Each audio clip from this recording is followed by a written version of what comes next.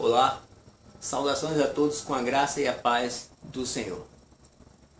E esse vídeo eu vou abordar um pouco algo que tem me incomodado, até porque me atinge. Os ataques constantes e incessantes ao cristianismo. Aqui no Brasil, tá? Particularmente Recife, Pernambuco, é de onde eu sou. Então vamos lá. Constantemente, principalmente nas redes sociais, o ataque ao cristianismo ele tem sido cada vez mais amplo. Críticas, pessoas criticando a palavra, criticando a lei, criticando o comportamento. E eu passei a observar qual o motivo disso. E fora as minhas opiniões pessoais, o que eu tenho visto abundantemente são falsos cristãos.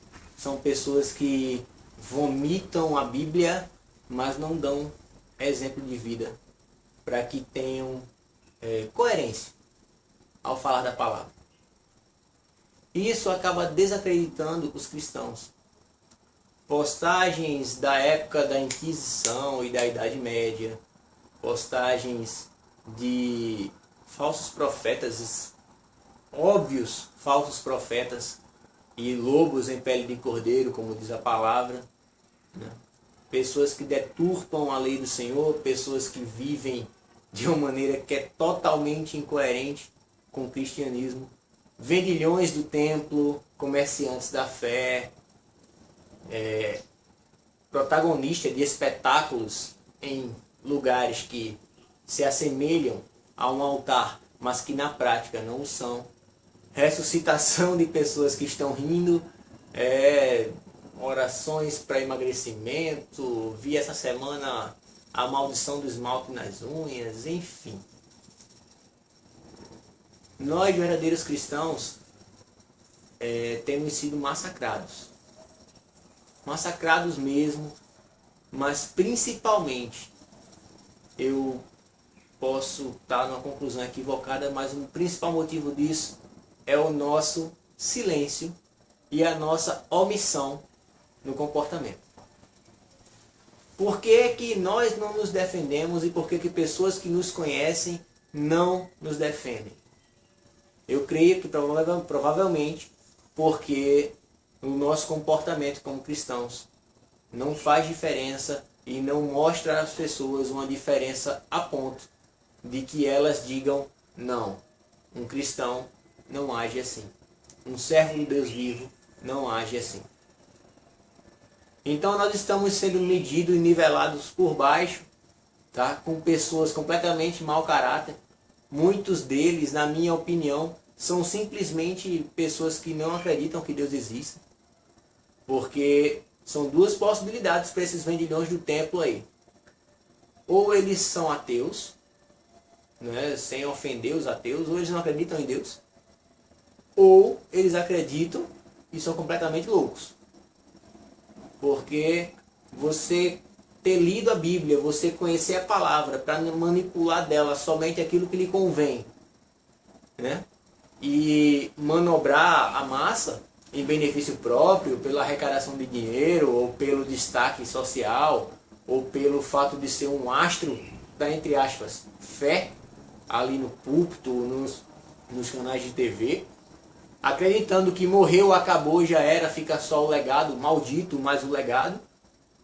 Ok, mas você acreditar em salvação, em vida eterna, na segunda vinda de Cristo, no que prega o Evangelho e no que a palavra prega, e ainda assim deturpá-lo, sabendo que o mesmo alerta que ai daquele que acrescentar uma vírgula à lei, é muita coragem, e eu espero sinceramente que a vida faraônica aqui na Terra compense a eternidade. É nisso que eu acredito, né? Então realmente cabe a esses vendilhões, esses mau caráter, viver aí com toda pompa, com todo luxo e aproveitando de tudo como eles fazem, porque a eternidade no inferno os aguarda. Então eu quero trazer para nós cristãos que a gente traga mais uma vez para a nossa vida o comportamento que faça diferença. Que nós possamos trazer o reino de Deus aqui para a terra. Né? Que nós possamos estar determinando que assim aqui na terra, como seja no céu, como é no céu, a vontade de Deus esteja se manifestando. Que nós possamos trazer o reino de Deus aqui para a terra, principalmente para as pessoas que não creem, com o nosso comportamento. Que nós possamos ser uma representação do caráter do Senhor no ambiente de trabalho, no ambiente familiar, com os amigos, onde quer que estejamos. Porque a ausência de pessoas nos defendendo ou enxergando que nós não somos como esses falsos cristãos, esses falsos profetas, esse pessoal que segue uma fé cega, as pessoas estão se omitindo em nos defender, porque nós não temos com o nosso comportamento feito a diferença. Então nós estamos em silêncio e as pessoas que nos conhecem e que veem um pouco de Cristo em nós também estão. Porque provavelmente ainda esteja muito tênue essa linha que divide verdadeiros cristãos de falsos cristãos. Houve muita coisa, muitas atrocidades em nome de Deus, não amando ou porque Ele assim o quis. Então as pessoas que estão procurando um motivo para não crer, elas vão se apoiar naquilo que vão se apoiar naquilo que condiz com a visão deles.